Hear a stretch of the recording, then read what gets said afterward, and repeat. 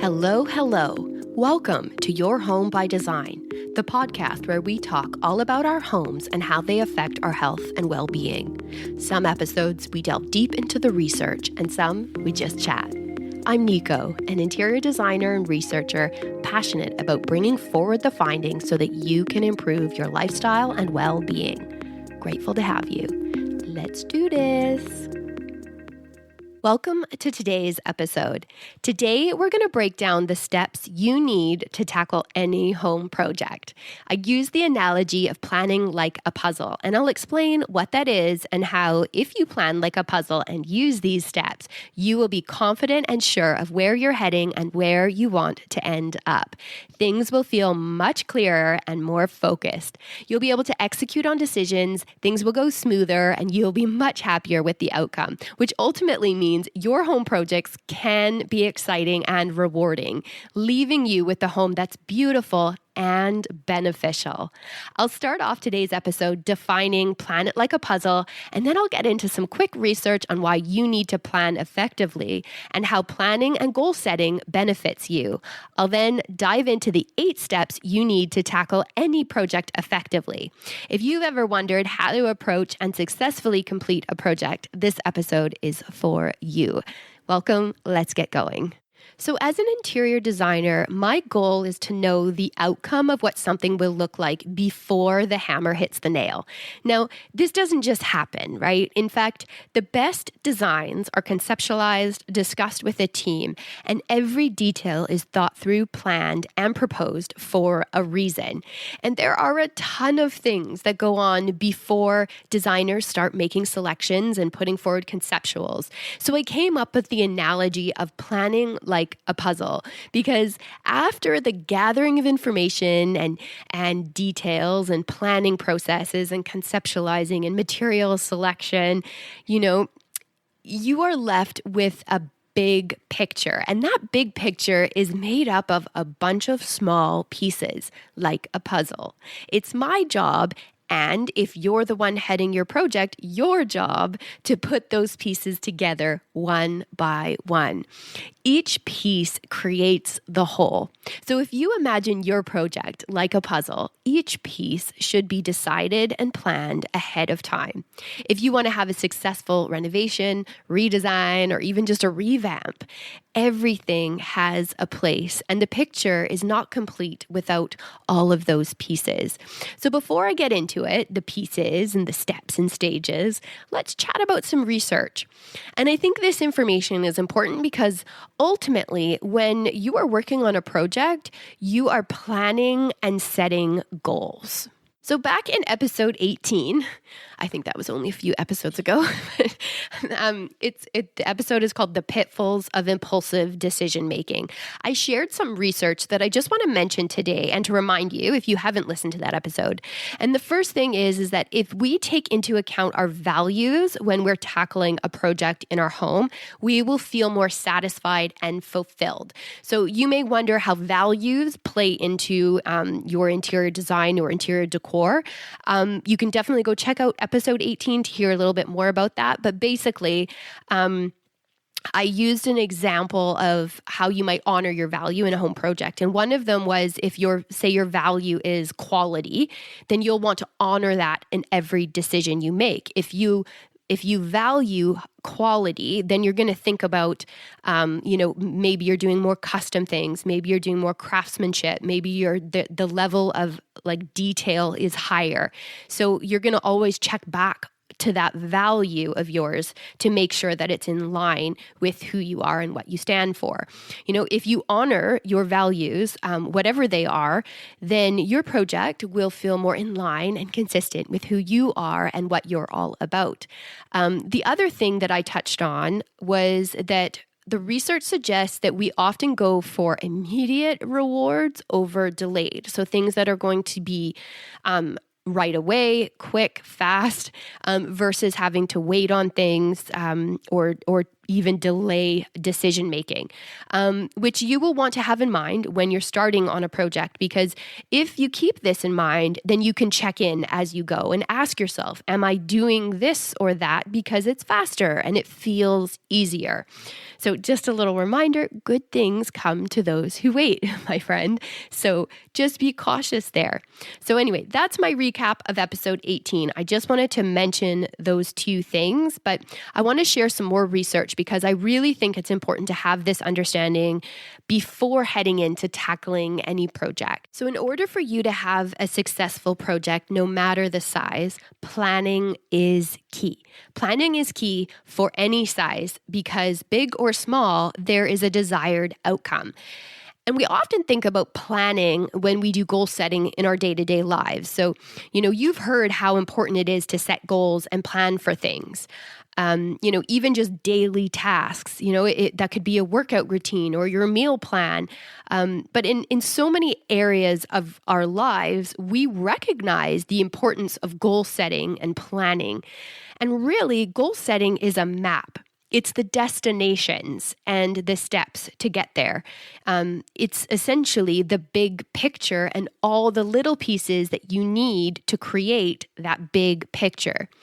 So really, in other areas of your lives, you take planning very seriously, and it's no different than planning a home project. If you think about your life goals, you know where you're heading if you do your 2, 5, 10-year plan, and you understand that you're working towards those goals. And chances are it will take the time that you've set out for it to take. It could take the 2, 5, 10 years, but for some reason, when we plan our spaces, we want it now. And I think this is where we need to understand that it is similar to any goal you want to achieve. It takes foresight, it takes planning, it takes execution, and it can take time. So we want to be realistic as we plan a project. And we do need to do the planning so that we can pay attention to those milestones and we can really understand the big picture and all those pieces. So research tells us that if you have goals and a plan, then it can keep your momentum and it can guide your focus. And I think this is really important in a project because whenever you're tackling something, you need momentum because oftentimes when you're waiting for that desired outcome, all those little steps can be frustrating and annoying and you can almost lose sight of the goal.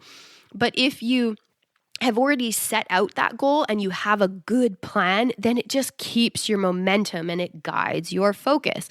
It gives you the feelings of like personal success, right? Which of course is going to build confidence because the more you kind of achieve those little milestones and you've got your momentum and your focus, you're going to feel really good. So anything that comes at you, any decision you might have to make on the fly, you're just going to feel a little bit more empowered and confident to do that. And if you commit to a plan wholeheartedly, it actually frees up cognitive resources. So you can imagine if you've got this amazing plan in front of you, how good you're going to feel. Like you're just going to feel very relaxed. You know what the plan is, and that's crucial for any home project. This means that once the plan is set, then you get to move on and remove it from your brain. Also to stick to the goal and the plan, you have to think about what is motivating you. And this is always kind of, I know I'm mentioning this right now, but this should be kind of one of the first things that you address in a project. And I'll get onto this when I talk about the steps.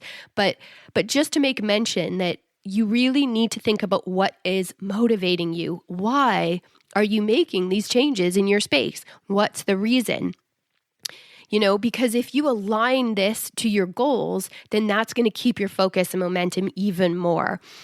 So let's say it's to feel more organized and relaxed at home. If that's your main objective in your project is because you just want to feel more organized in your life and way more relaxed at home, then you want to picture what that will look like each time you do something to work towards your goal. Like, I'm on my way there. Every decision you make, every choice, every material, every selection, every a conversation is like, my goal is to feel more organized and relaxed at home. So if you have that in mind, align it with your values and your plan, and you're going to have an amazing project. And something I wanted to touch on when we're talking about goal setting for a project, I think when we tackle a project in our home, you need to have the end in mind. Your project has to come to an end, and for it to be successful, you need to make sure that it doesn't drag on, and that you're really happy with the outcome, and that you can feel the effects that it has. And you can't feel the effects. You can't reap the benefits when the project is still ongoing. And when you come through a process of improving your home, you should have a sense of change, and you should feel the effects and the impacts that change has on your life. And that could be, you start noticing you have better time management because your space now functions to how you need it to. It could be that you have gratitude and you feel happy just spending time in your home.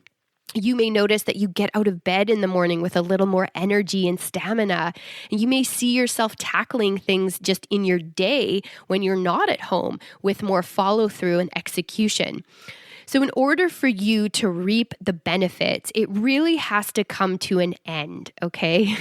So I think oftentimes if you're tackling a project on your own, you just be careful that it doesn't drag on past the point of losing momentum and losing focus.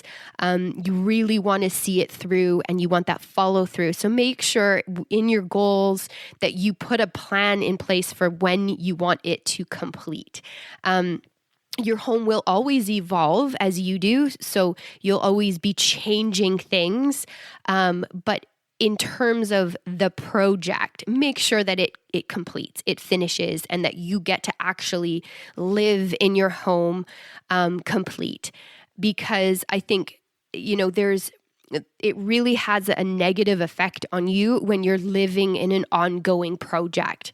It impacts you in so many ways, and we want it to impact you in good ways. We want that project to come to an end, and we want you to reap the benefits from it. So let's go over the 8 things that any project that you tackle should include. Now, if you're doing a large scale reno, then you'll have, more project deliverables with your contractor, but you also will need to have some personal goals in relation to your project. So to start, number 1, you need to define your goals. What are the changes you need and why? And I touched on this already. The why is so important because this is where your values and your lifestyle are honored. So the why should be deep. It should have heart. It really should be the soul of your project. Defining this will help you understand parameters as well. So if you're rushing a decision, then you can fall back on the changes you want and why you want them.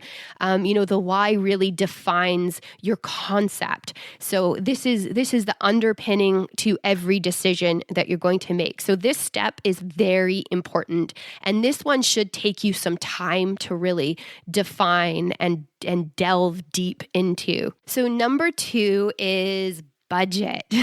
You need a budget. And I'm sure you've heard this a million times, but I think, again, it can often be looked at as people have a budget for larger projects if they're doing a renovation. But for smaller projects, oftentimes, if it's just furnishings and paints or whatever, I think people can overlook the importance of a budget. They might have an idea of what they want to spend, but actually like a formalized budget might not be something that you have really thought you would need. But you need it to realistically define how much you want and can spend. And I stress that because there's no sense spending more money than you can to create something to really have that impact on your life, to boost your well-being, only to be so stressed about it after because of how much it cost you. That just defeats the purpose. So be cautious with this here. Be realistic. When you define your goals, define your budget, you really want to stick to that, and you want to understand what you can afford. And you may need to spend some time shopping around before you actually set your budget, because this allows you to really get a grasp on the range of quality, because there is low, low, low, and high, high, high. And if you aren't familiar with that and everything in between, then you might want to really do some shopping first. And I also encourage this because, as an example, things like appliances, like the technology changes so much, and there's so many improvements and really amazing things coming out, that if you're unaware, you may miss the opportunity to get something that's really, really great for you and your lifestyle. So it's important to not only be informed on what's out there, but also what the cost is, because you may see something and fall for it, but you may not have any idea what it costs, and therefore, it just won't fit the budget, or it pushes the budget way over what you can afford. So, and if you're working with trades and you've done the shopping ahead of time to really determine what you want and can afford, that's great. The more informed you are with what you want and the cost of things, it will just help the project and the trades. Everything will just run smoother. And in order to do a budget, you need to itemize everything. So you need to really think through all of the things that are going into the project. And that will help you if you've done the legwork ahead of time to get out there and see what's available. This is going to help with your itemized budget, which is also going to really, really help you when you actually start sourcing for things and narrowing it down to give to your trade or whoever you're working with. And then for your trades, to get an idea of what they might cost, just ask for an estimate. You can say, hey, I'm looking to get the price on this. I want to get an idea of what this is going to cost me for budgetary purposes. And always have a contingency. And I'm sure you've heard of this, but again, for any size project, it doesn't matter, because let's say you're ordering dining room chairs and your budget is X. Well, did you factor in that there's a shipping cost? And if they're coming from another country, is there going to be any additional costs to bring it into your country? I can't think of what that's called right now, but anyway. And then another thing I really wanted to mention, which is when you're shopping, just you're out on your day-to-day shopping, whether that's grocery shopping or Christmas shopping or shopping for clothes, whatever it is, look at your patterns in life. When you walk into a store with one thing in mind, how many things do you walk out with? Are you that person that walks in saying, I need this? And then when you're there, you're like, ooh, but I also need that. And that, I could use that, and then all of a sudden your list has grown and you walk out being like, what the heck just happened?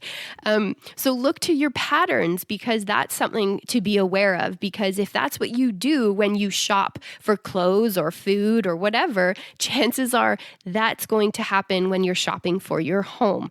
So that's a very, very important thing to factor in for your contingency, because if that's who you are, you're either going to have to check it or you're going to have to add it into your budget. So step number 3 is to create a timeline. So I already mentioned the importance of the project coming to an end, right? So this is going to be factored into your timeline, is realistically, when do you want this to complete?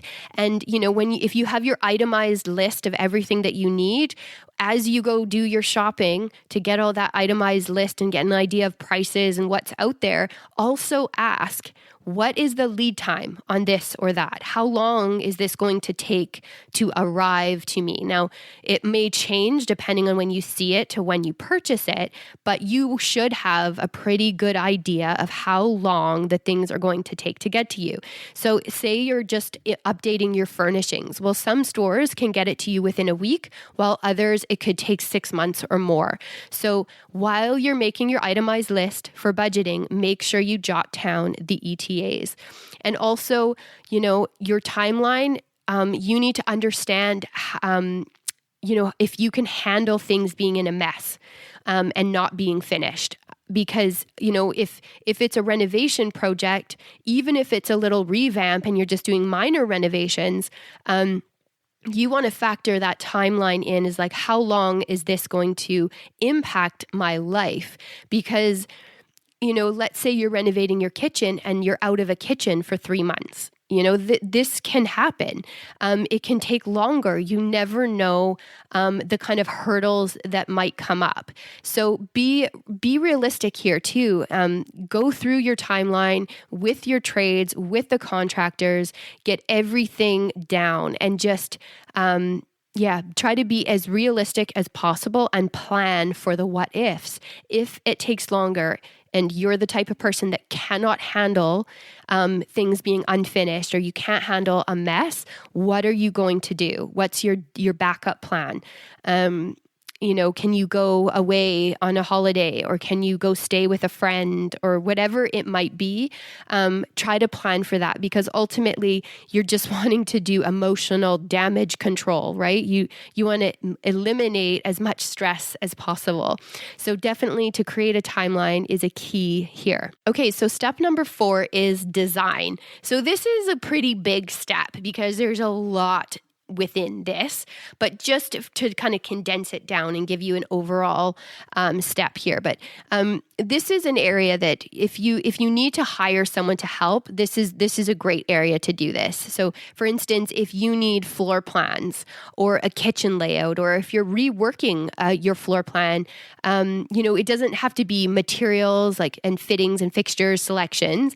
That can be you. But if you want to get the space planning right, getting help and hiring somebody to do this, it's a great investment. So that's definitely something to consider in this step. But this can and should be a lengthy process. The design process is a lengthy one to get this right? These are the decisions that come from your why. This is where the heart of the project takes shape.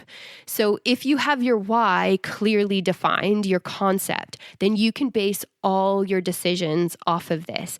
And in the design process, you'll want to always be weighing the function and aesthetics, and of course, the benefits to your health and well-being. So to benefit your health and well-being, you're going to be talking about tactility, and you're going to be looking at the colors, and you're going to be looking at the different light levels, and even the quality of materials that you're bringing into the space and how it affects, your air quality and in the atmosphere of a room. You're going to be looking at bringing in patterns and textures and art to just enhance your overall experience of your space. So this step it's a big one. There's a lot involved, but it's an important, very important step. So take your time on this one. So step 5 is material selection. So this is really where you start making those final choices. You've already developed the idea in the step 5 in the design. You've got everything laid out in terms of your why and the concept and all of that. You've got your floor plans. You've got your direction. This is where you start finalizing on those materials.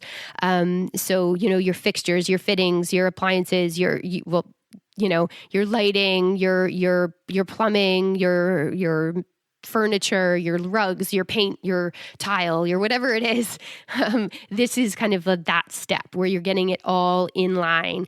You're working out final pricing, final quantities of things. This is that step, material selection. And step 6 is costing and quoting and permits. And this is for mainly trade related work. So this is where you're going to want to finalize on who you're working with, if there are trades involved, and check references and all of that kind of stuff. But you're going to want to start getting your final costing and quoting and permits for trade-related work. The next step is step 7, and that would be to start issuing and ordering. So this is kind of like the green light step. This is when things become in process. So you're ordering, you're purchasing, and if this is something your contractor is doing, then they're going to have their sort of timeline and their schedule in terms of like how they work, and they'll do that with you. But this is kind of for you. If you're going to be ordering things, this is a great time to do it. Of course, when you're doing your costing and your quoting and you're finalizing on your trades, there could be a bit of a gap between when that happens to when this ordering happens. Because obviously, if you're working with a contractor or any of the trades, you're going to want to let them know all of the materials that you're going to be ordering and all of the things that you want way ahead of time, so that you together can work through some of those construction details and all of that. Because they'll be able to provide you input in terms of installation, in terms of a quantity of ordering.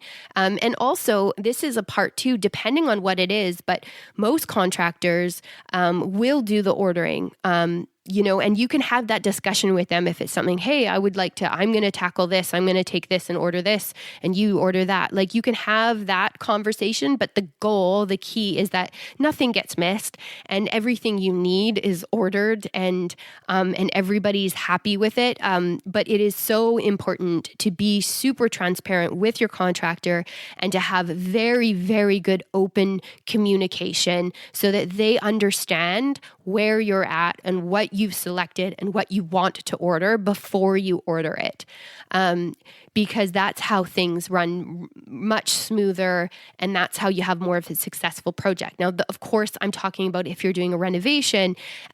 So for this step, if you're not doing a renovation, this is just when you start ordering all of the things that you need in order to tackle your project.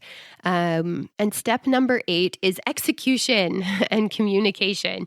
So this is the step where you'll be following up on orders, planning for deliveries, getting the room ready in order to finalize on the project. So if you're accepting deliveries, is the room ready to accept them? And when they arrive, can it be placed where they need to be placed? And and you're going to be overseeing the work, and if things are under construction or being custom built, this is where you will really need to be getting regular updates. You're going to be at site a lot if you're not on site living. If you're off site and visiting, this is where you're going to be doing regular trips, and you're just going to want to be having discussions, right? Checking in, seeing where things are at, nosing around, and during construction, this is where things come up, unforeseeable things, so there might be site changes, requests for more information, so it's just crucial here to be sound in how you communicate and try to get things as clear and concise as possible. But if you're not doing a renovation, step 8 is just kind of where you're following up on orders, you're receiving your deliveries, you're starting to get things ready. But I just want to say that because I've learned the hard way in this regard, but if you get a delivery, just make sure you open it and look at it right away. No matter what, if it's something really small, as like a piece of art, or big, like a piece of furniture, whatever it is, just open it up right away. Have a really good look at it. Inspect it to make sure nothing is wrong, because I have learned the hard way many, many years ago. Something had arrived for a project, and I didn't open it right away. I had left it. It was, busy week or whatever. And I had left it for several days. And then when I did open it, there was something wrong with the product. And we had to send it back and get a replacement. Now, those several days that I didn't open it meant that it just pushed it back that much further from ordering the replacement and then, of course, receiving the replacement. So just make sure that as soon as you get a delivery that you open it and inspect it right away. So there you have it, the 8 steps. Remember that proper planning is key to a successful renovation, revamp, or redesign. Take the time to thoroughly consider each step. Each piece of the puzzle creates a whole, so understand the big picture and all the pieces involved. Take heart in your home and take care. Thank you for listening to today's episode. Thanks so much for listening today. If you found this episode helpful, the best way to support the show is to follow along and share it with someone who'd love it too. And if you'd like to go a step further, you can become one of our Better Living backers. It's a small monthly contribution that helps keep the show going. And as a thank you, I'll send you a personal note along with a 15% discount for the Create Space course when it launches. You can find the Support the Show link right in the show notes. I'm so glad you're here. Thanks for creating space with me.